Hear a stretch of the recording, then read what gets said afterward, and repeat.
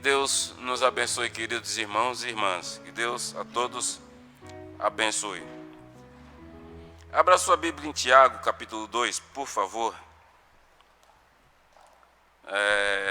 Eu estou fazendo uma série de mensagens baseadas nessa carta de Tiago, que foi escrita ao grupo de irmãos que estavam dispersos, sendo perseguidos. E aí então ele orienta esses irmãos de modo que eles pudessem receber de Tiago orientações para que eles vivessem a vida dignamente. Eu quero primeiramente ler o texto, então Tiago capítulo 2, de 1 a 13. E depois eu comento sobre o texto. Diz assim a palavra do nosso Senhor, Tiago capítulo 2, de 1 a 13. É importante você mantenha a Bíblia aberta em todo o decorrer da nossa meditação aqui, ok? Não feche sua Bíblia, porque tudo que eu disser eu vou voltar ao texto e vai ser muito importante que você acompanhe. Meus irmãos, não tenham a fé em nosso Senhor Jesus Cristo, Senhor da glória, em acepção de pessoas. Se, portanto, entrar na vossa sinagoga algum homem com anéis de ouro nos dedos e trajos de luxo, e entrar também algum pobre andrajoso, e tratardes com deferência o que tem os trajos de luxo, e disser, tu, assenta-te aqui em lugar de honra, e disseres ao pobre, tu, fique ali em pé, e assenta-te aqui, abaixo do estrado dos meus pés. Não fizestes distinção entre vós mesmos e não vos tornastes juízes tomados de perversos sentimentos? Ouvi, meus amados irmãos, não escolheu Deus os que para o mundo são pobres para serem ricos em fé e herdeiros do reino que ele prometeu aos que o amam? Entretanto, vós, outros, menosprezai o pobre. Não são os ricos que os oprimem? E não são eles que vos arrastam para os tribunais? Não são eles não são eles que blasfemam o bom nome do bom nome que sobre nós foi invocado? Se vós, contudo, observais a lei régia segundo as Escrituras, amarás o teu próximo como a ti mesmo, fazeis bem. Se, todavia, fazeis acepção de pessoas, cometeis pecado, sendo arguido pela lei como transgressores. Pois qualquer que guarda toda a lei, mas tropeça em um só ponto, se torna culpado de todos. Portanto, aquele que disse, não adulterarás, também ordenou, não matarás.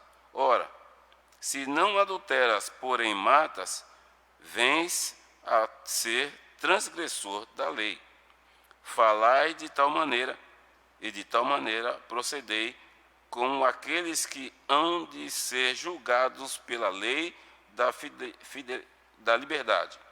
Porque o juízo é sem misericórdia para com aqueles que não usou de misericórdia. A misericórdia triunfa sobre o juízo. O tema desta noite: falai de tal maneira, e de tal maneira procedei. Falem de tal maneira, e de tal maneira procedam. É só isso que o Evangelho exige de cada um de nós. Vamos orar.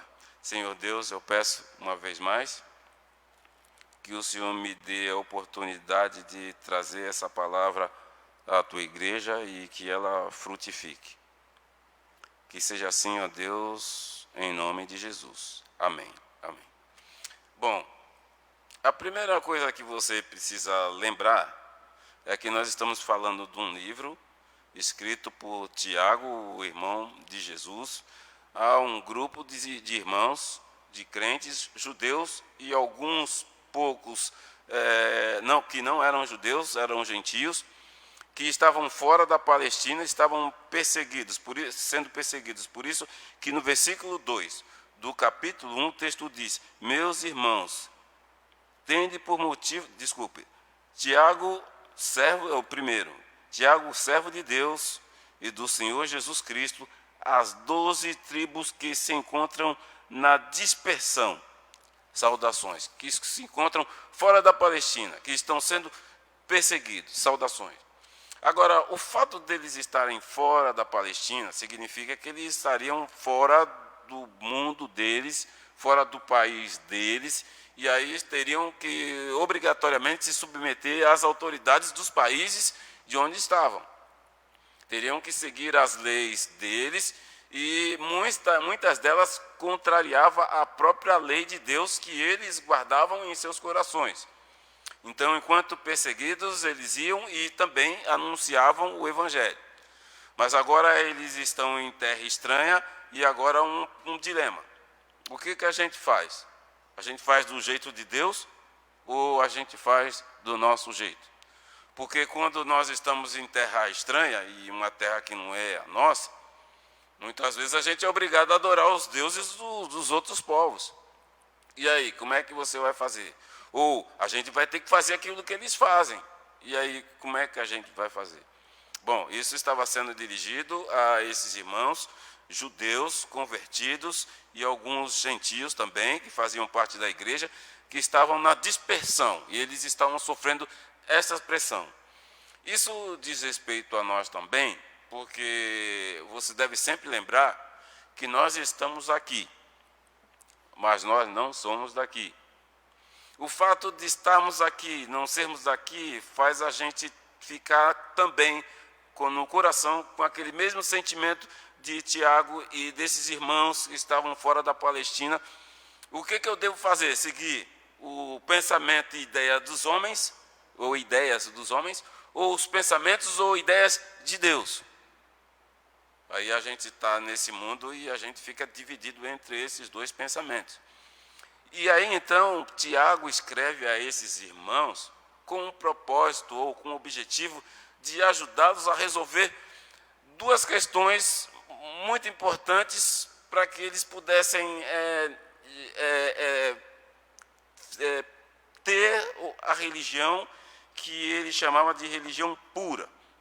Porque quando você lê o versículo, o capítulo 1, versículo 27, o texto diz assim: a religião pura e sem mácula para com o nosso Deus e Pai é esta: visitar os órfãos e as viúvas nas suas tribulações, e assim mesmo guardar-se incontaminados do mundo. Ou seja, o que Tiago está dizendo aqui, olha, vocês precisam preservar, guardar a religião pura. E o tema desse livro todo de Tiago é a religião pura. E que religião pura é essa? Para que o que eles deveriam fazer e que nós também devemos fazer. Ele fala da viúva e dos órfãos, que eles deveriam guardar ou cuidar. O que ele está falando, em outras palavras, amem o próximo como a si mesmo. E a segunda coisa que ele diz, e se mantém contamináveis em relação ao mundo, ele está querendo dizer, e ame a Deus acima de todas as coisas. Então a religião pura é amar o próximo como a nós mesmos e nos mantermos santos, puros, incontaminados do mundo. Essa é a ideia e essa é a preocupação, e é isso que estava acontecendo com esses irmãos aqui. Num primeiro momento, o apóstolo Tiago falou das provações e das tentações. E é a mesma palavra, peirasmo, que serve para tentação e provação. O que muda? Deus nos prova a fim de nos fazer melhores. Mas a mesma provação pode se tornar uma tentação se eu não mantiver no meu coração a religião pura. Por exemplo, eu dei o exemplo aqui de Jó. Jó, o homem temente a Deus, amava a Deus e não negou a Deus em momento algum da história. E Deus, o texto diz que Deus provou Jó. Ele permitiu que Jó passasse por aquela situação. Bom, isso aí é uma aprovação. Mas no momento que a esposa dele diz para ele assim: Jó, amaldiçoa o seu Deus e morra. Aí aquela aprovação ganhou contornos de uma tentação. Porque ele pensou, bom, a minha mulher falou, então é algo que eu deva pensar um pouquinho. E por fim ele decidiu, como uma louca, fala você.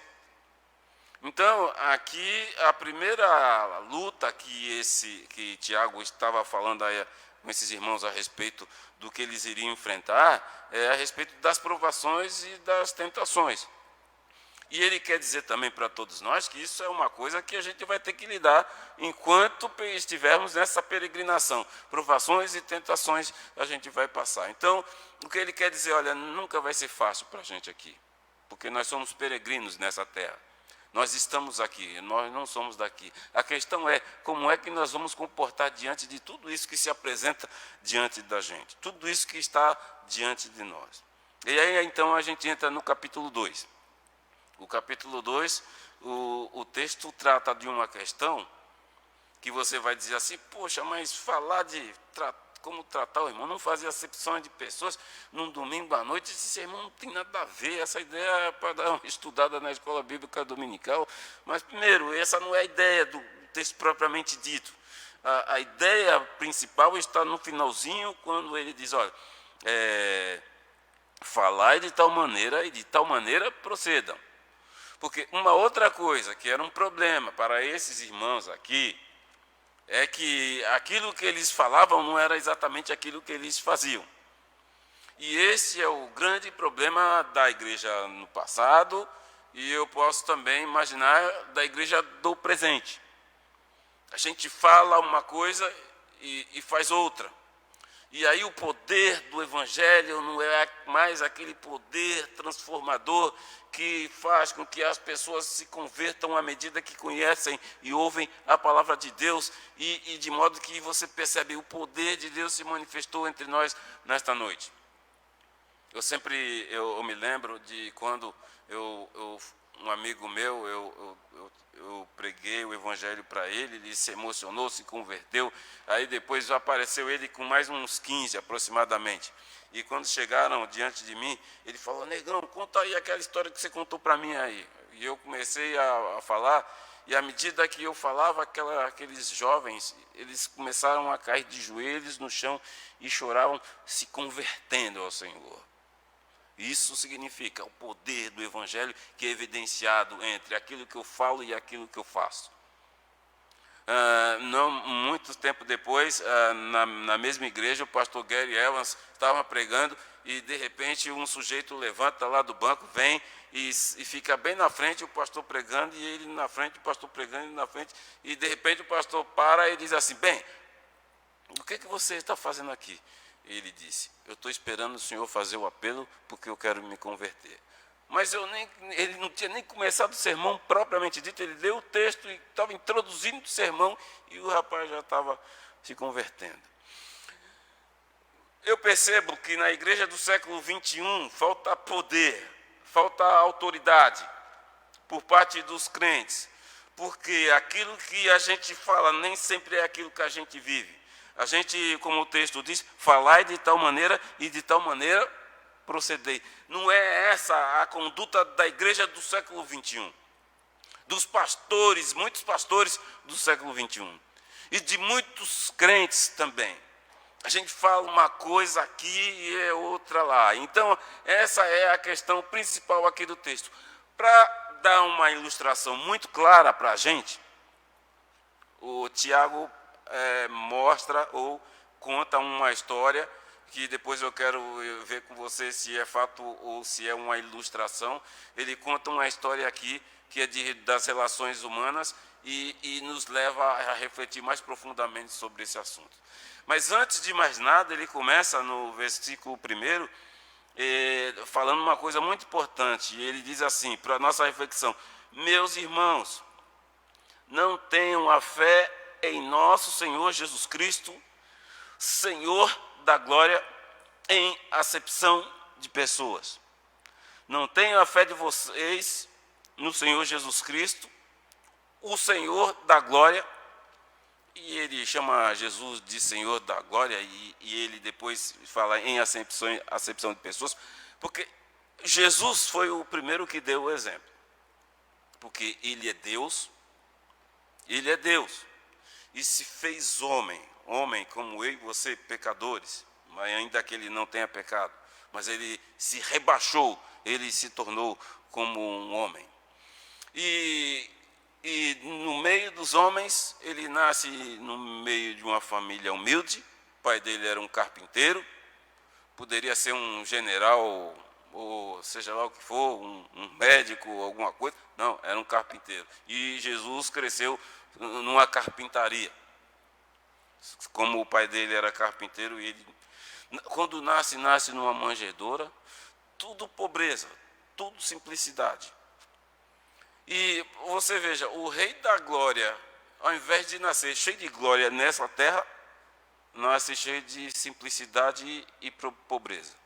E aí eu fiquei pensando, por que isso? E não é simples, não é difícil de chegar a essa conclusão, porque se você analisar o percentual de pobres e ricos na história da humanidade, sempre a maioria foram os pobres e a minoria os ricos.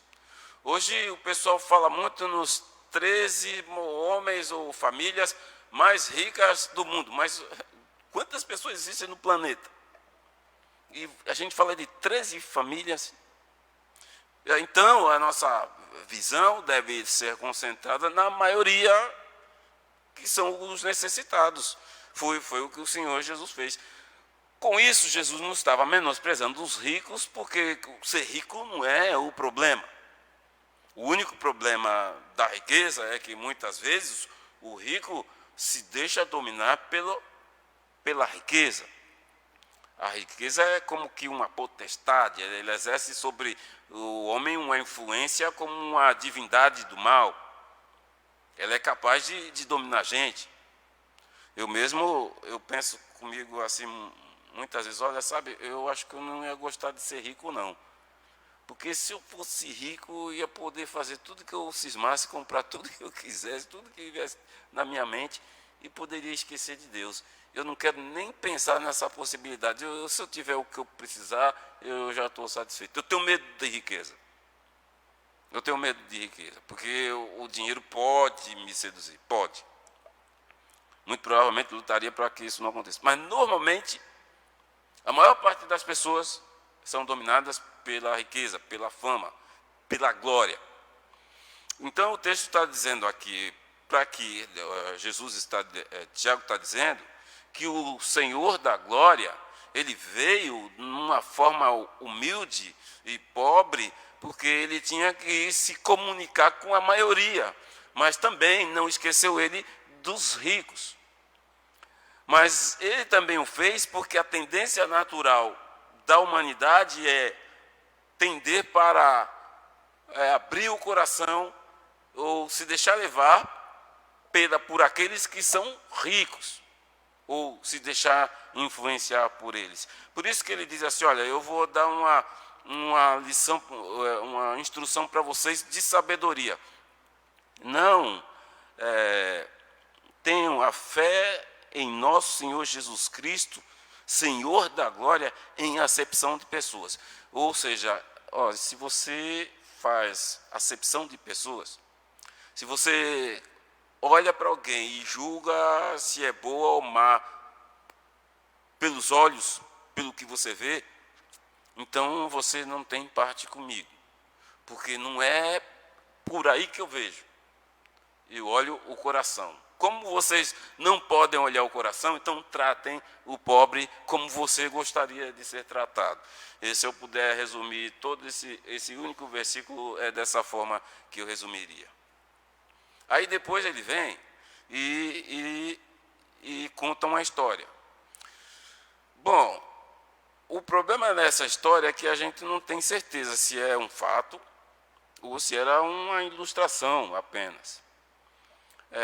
Se você for ler algumas versões bíblicas, você vai ver assim, termina o versículo 1, Vou lhes contar uma história. Eu acho que é a linguagem de hoje que fala isso. Vou contar uma ilustração para você. Deixa eu lhes dar um exemplo. Algumas versões tratam disso.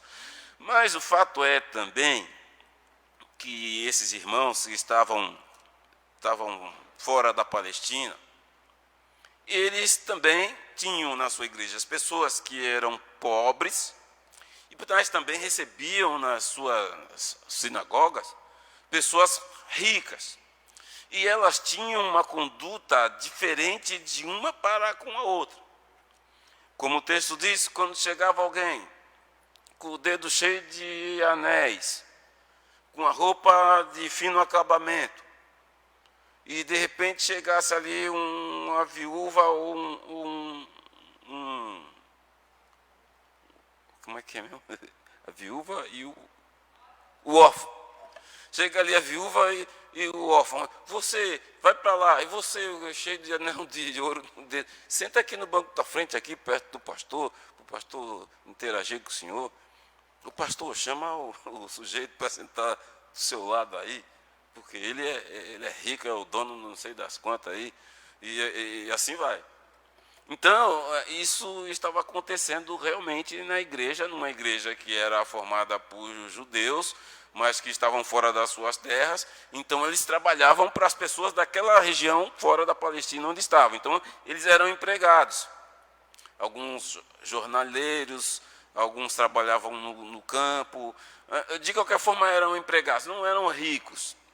E tinham aqueles que eram aqueles necessitados, que o texto diz no versículo 27, e menciona do capítulo 1, e menciona aqui as viúvas e os órfãos, porque esses viúvas e órfãos eram pessoas que você deveria ajudar, mas nunca esperar nada em troca. Porque as viúvas e os órfãos não tinha como retribuir absolutamente nenhuma bondade que alguém fizesse em favor deles. Por isso que quando a gente lê essa história aqui, ele revela o fato de que havia pessoas na igreja, e quando chegavam os ricos, eles já colocavam nos melhores lugares.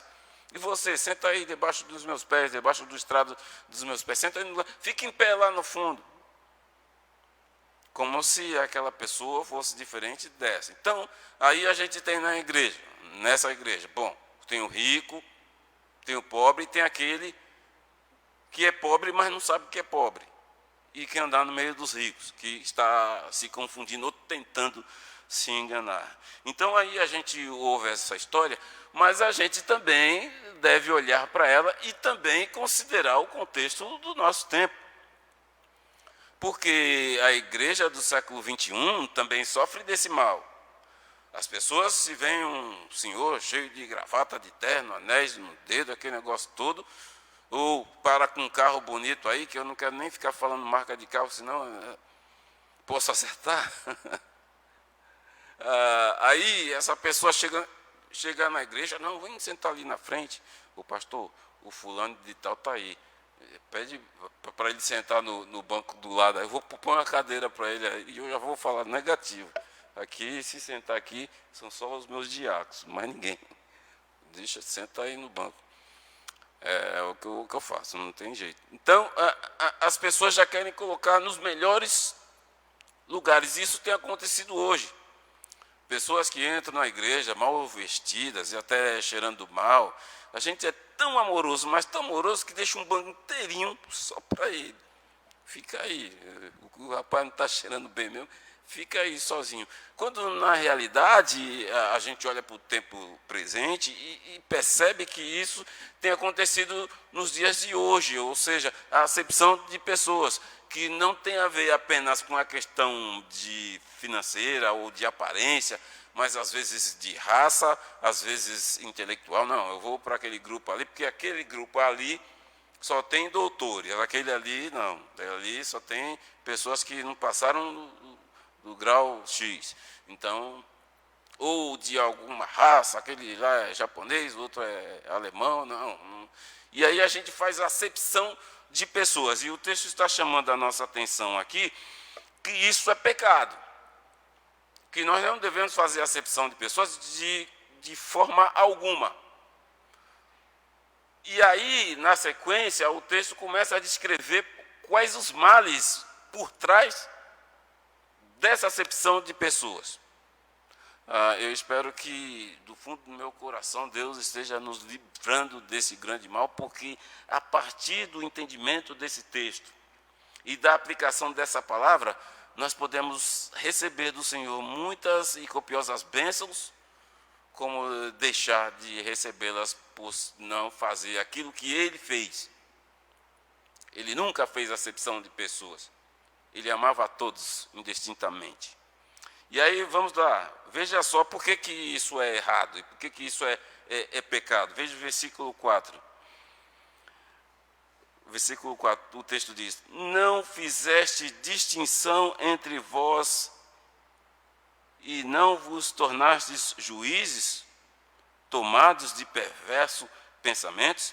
Primeiro, não fizestes distinção entre vós. Uma coisa que Jesus, e só Ele pode fazer, é fazer de todos um. Quando a gente lê Colossenses, em Cristo nós nos tornamos um. Que Ele pegou gentil e judeu e nele fez um só povo. É o que a gente lê em Colossenses, um só povo. Então, não há diferença naqueles que estão em Cristo. Todos somos um. A unidade, a igreja de Cristo é formada por meio do próprio Senhor da igreja, que é Cristo Jesus.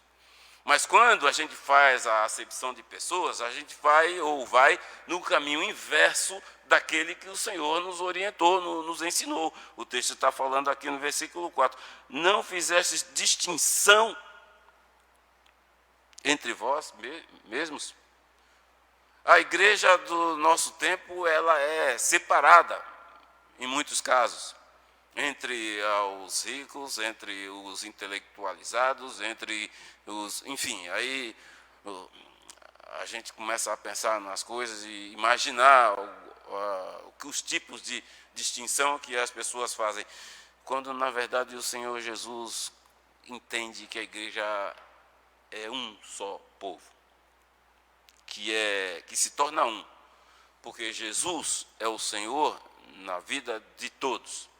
É o que o texto nos ensina. E o que a distinção faz, ou a acepção faz, divide.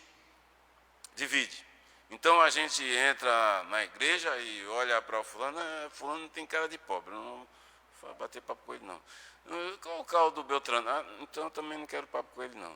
Fulano trabalha onde? Ele é gari, então... Isso não é igreja. A gente dividiu a igreja em classes sociais, ou raciais, ou intelectuais. O texto está dizendo que esses estão cometendo um erro, um pecado grave no contexto da igreja, que vai interferir na unidade, na comunhão. E como já diz um autor muito conhecido por nós, Darrell Robinson, a igreja não pode crescer além da sua comunhão. A igreja nunca vai crescer além da sua comunhão. Mas se ela está dividida, então, problemas. Ainda no versículo 4, o texto diz: e não vos torneis juízes tomados de perversos pensamentos. Olha só, de servo eu passei a me tornar um juiz, e cheio de perversos pensamentos.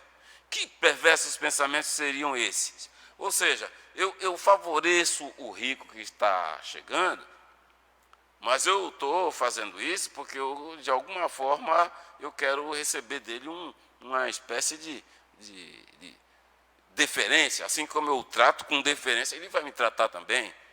Um dia você vai se encontrar com ele na rua e no meio dos seus amigos, aqui o meu amigo fulano de tal, aquele que me recebeu na igreja, não é da mesma classe social, não tem tanto recurso financeiro quanto ele, mas ele quer ser visto lá com aquele cidadão.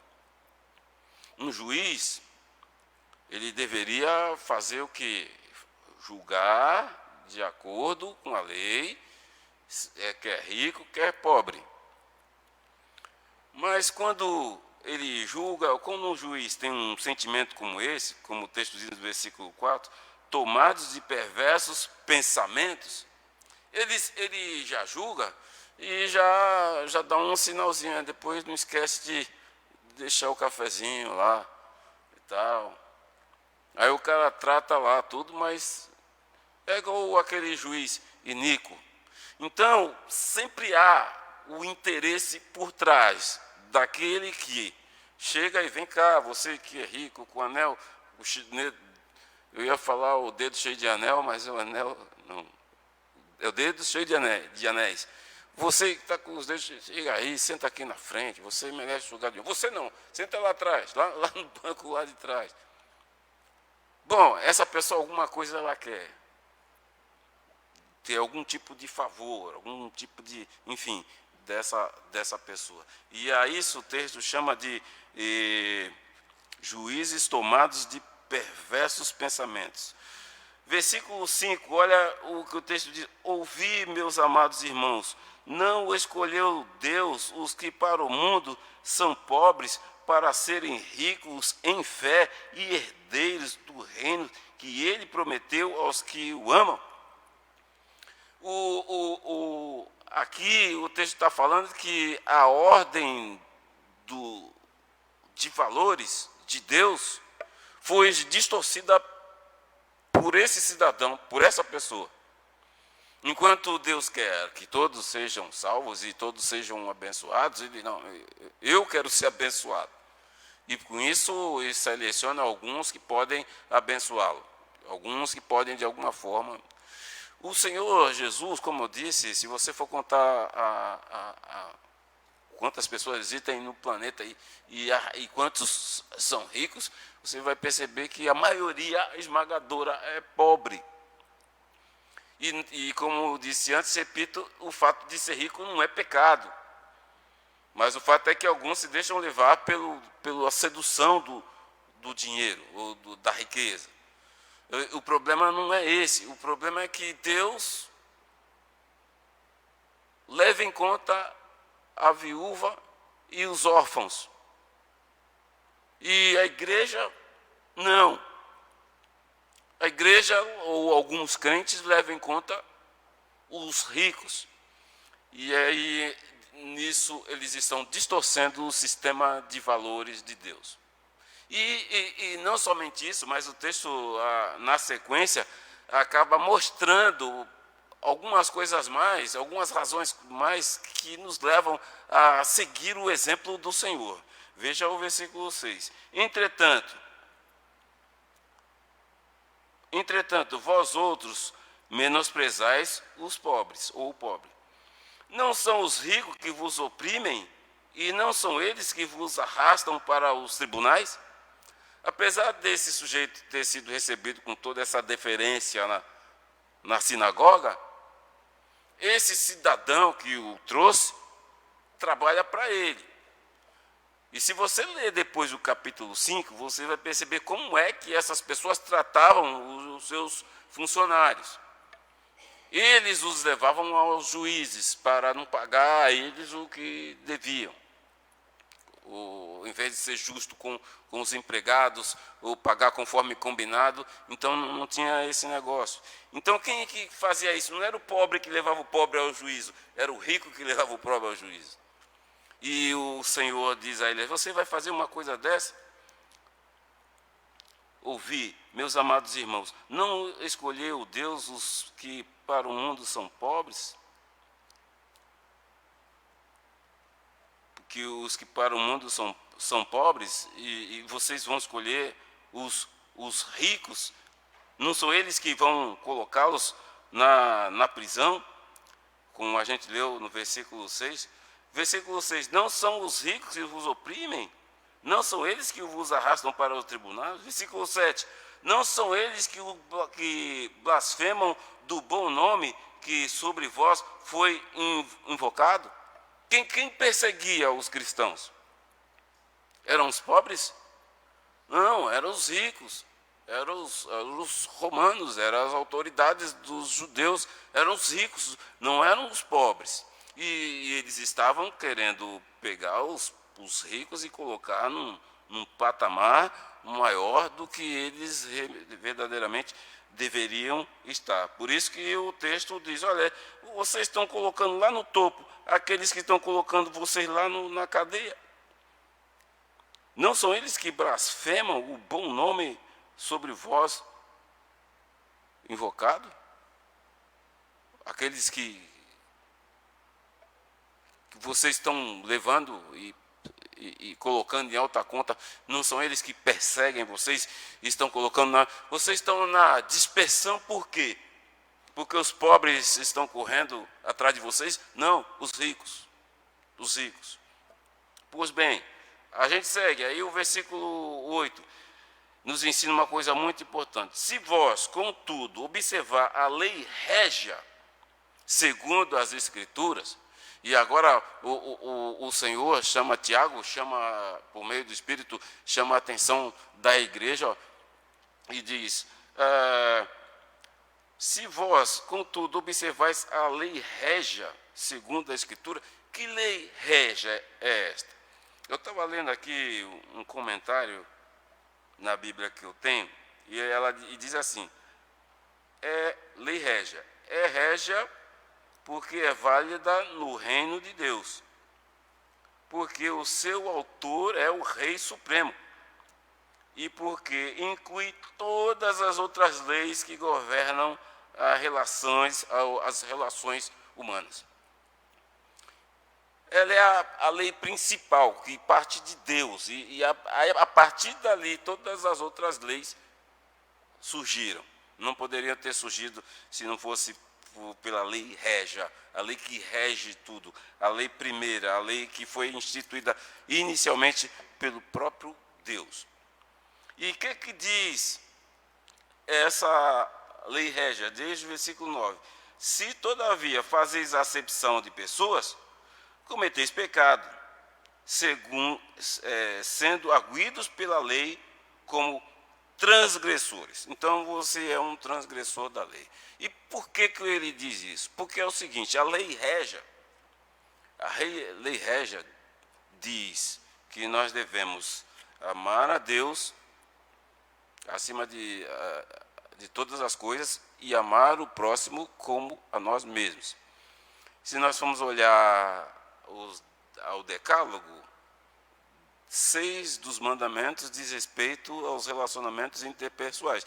Não matarás, não adulterarás, não darás falso testemunho, são 6. E os outros 4 em relação a Deus. E, por incrível que pareça, Tiago chega aqui e diz, se vocês, portanto, versículo 11, portanto, aquele que disse, não adulterarás, também ordenou, não matarás. Ora, se não adulteras, porém matas, vens a ser transgressor da lei. Ou seja, quem infringe um mandamento, infringiu todos. E o interessante é que ele coloca aqui o adultério, talvez porque de todos os pecados, se a gente tiver que eleger o pior, você vai dizer, não, o adultério é o pior. E o Senhor chega aqui e diz, olha, se você matar alguém, você cometeu o mesmo pecado, do mesmo valor e peso que o adultério. E ele não coloca aqui matar por um acaso, porque quando o texto fala sobre acepção de pessoas, quando você segrega as pessoas, você está, em outras palavras, matando as pessoas. Então, existem 2 maneiras de você matar alguém. Quando você tira a vida dessa pessoa literalmente, e quando você faz acepção de pessoas. Então, no seu coração, você já cometeu um homicídio. E, nesse caso, você é culpado. E, nesse caso, você deixou de cumprir esse mandamento, não matarás. Você pode ter cumprido todos os outros, mas se você não cumpriu um, então você não cumpriu nenhum. Por isso que o texto depois chega para a gente e diz assim: meus irmãos, prestem atenção em como vocês têm procedido. Porque no versículo 12 ele diz: falai de tal maneira, e de tal maneira procedei.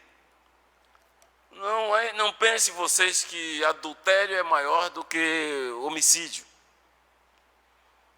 Todo mandamento, ele precisa sim ser cumprido. Se você deixou de anotar esse, não matarás, quando você fez a acepção de pessoas, porque quando você fez a acepção de pessoas, você matou aquela pessoa, você também é culpado dos outros mandamentos.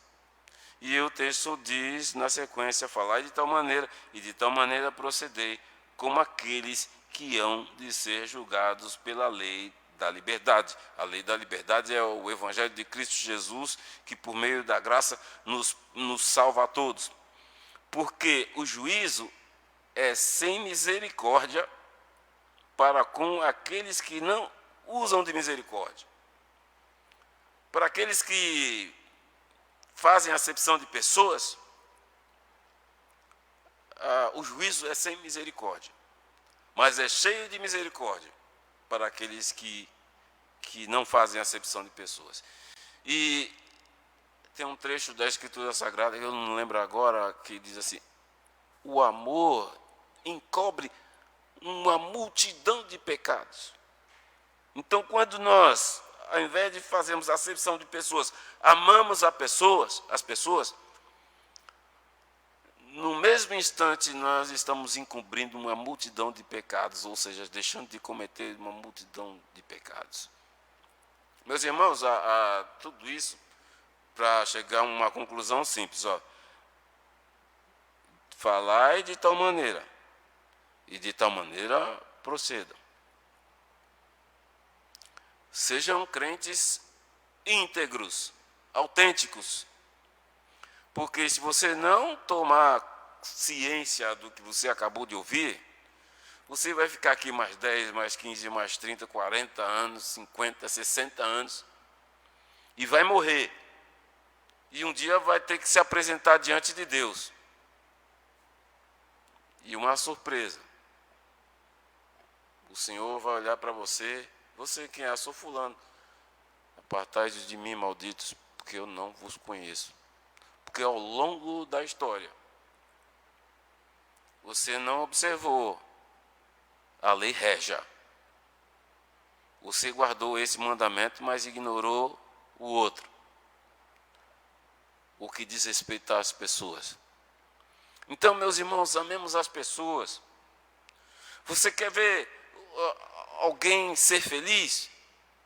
Feliz é quem ama. Você quer ver alguém ter paz no coração? Esse alguém é aquele que é capaz de perdoar aquele que o ofende. Você quer se sentir pleno, satisfeito? Faça o bem às pessoas. Você quer se sentir ou sentir a paz de Deus no seu coração? Ame as pessoas independente de quem são. Porque eu posso asseverar que há muitas pessoas que estão morrendo emocionalmente, e posteriormente vai morrer fisicamente até por conta disso, porque não consegue perdoar, não consegue amar. Olhar para determinadas pessoas: não, aquele ali é muito feio, eu não quero papo com aquele ali, pobre eu não quero papo não, aquele ali, não, ele não tem doutorado, eu tenho, então ele para lá e eu para cá. E lá no dia do juízo, o Senhor vai chegar para: mas você, eu não conheço. A gente está vivendo esse momento de pandemia. Quantas pessoas precisavam das pessoas, ou precisam das pessoas? E as pessoas estão morrendo justamente pelo fato de muitas pessoas não dar a mínima para essas pessoas que estão morrendo.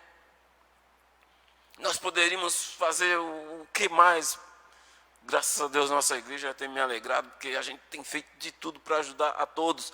A gente distribui cestas básicas, a gente distribui remédio, a gente compra comida, a gente paga a conta de luz, a gente faz o que a gente puder fazer para aquele necessitado não sofrer. Porque eu não quero para que ele sofrer aquilo que ele está sofrendo, então eu não quero que ele sofra. Então a gente vai lá e ajuda. E a gente está vendo hoje muita gente morrendo e sofrendo com Covid, e a gente vê o descaso de governo, descaso de tanta gente. Eu vou ficar quieto para não falar demais, e aí então eu falo de menos, que assim. Mas eu nunca imaginei que nós viveríamos um momento como esse, onde eu pensava lá na minha inocência, agora o povo vai se unir porque pelo menos os da sua raça a gente vai querer salvar. E aí qual foi a minha surpresa? Que cada um começou a dividir. Eu começo pelo governo, né? Cada um por si, Deus por tudo. Governador para lá, o prefeito para cá, e o presidente para lá, e Supremo para um canto, Câmara para o outro, Senado para o outro, e o povo morrendo. E o cara ainda tem a coragem de vir falar em público e morte. Fica quieto. Faça alguma coisa. A gente que não tem o que fazer, a gente tenta fazer o que pode. A gente ganha pouco, é pobre, mas vai lá e ajuda os necessitados, os governantes e os ricos. O pessoal lá de Manaus morrendo lá sem oxigênio. E um lá chega, mas vamos mandar como? Pô, não tem avião não? Você tem dinheiro, o outro tem um avião. Junta a fome com a vontade de comer e manda um negócio para lá. Agora vai esperar morrer?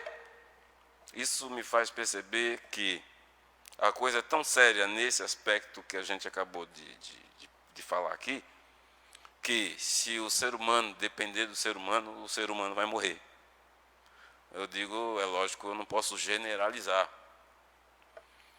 mas eu tinha muita expectativa e esperança no amor do coração das pessoas. Hoje eu não tenho tanta certeza.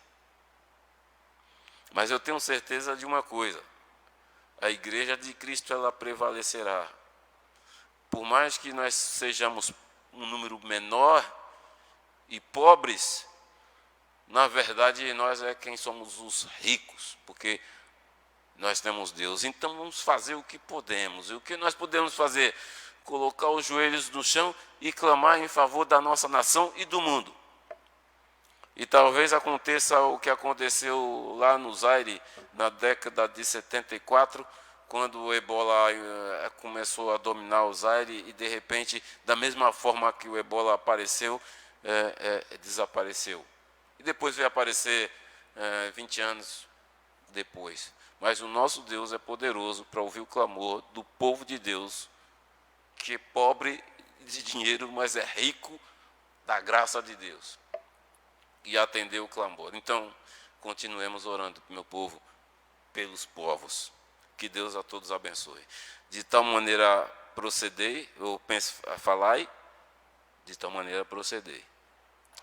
Senhor Deus, que a tua palavra alcance o nosso coração e produza o efeito desejado pelo teu Espírito. Nós precisamos falar e viver, porque se isso não acontecer, a humanidade corre um sério risco de se perder e morrer, porque a igreja deixou de fazer aquilo que foi chamada a fazer. Em nome de Jesus, atenda o nosso clamor. É a nossa oração e a fazemos em nome de Jesus. Amém.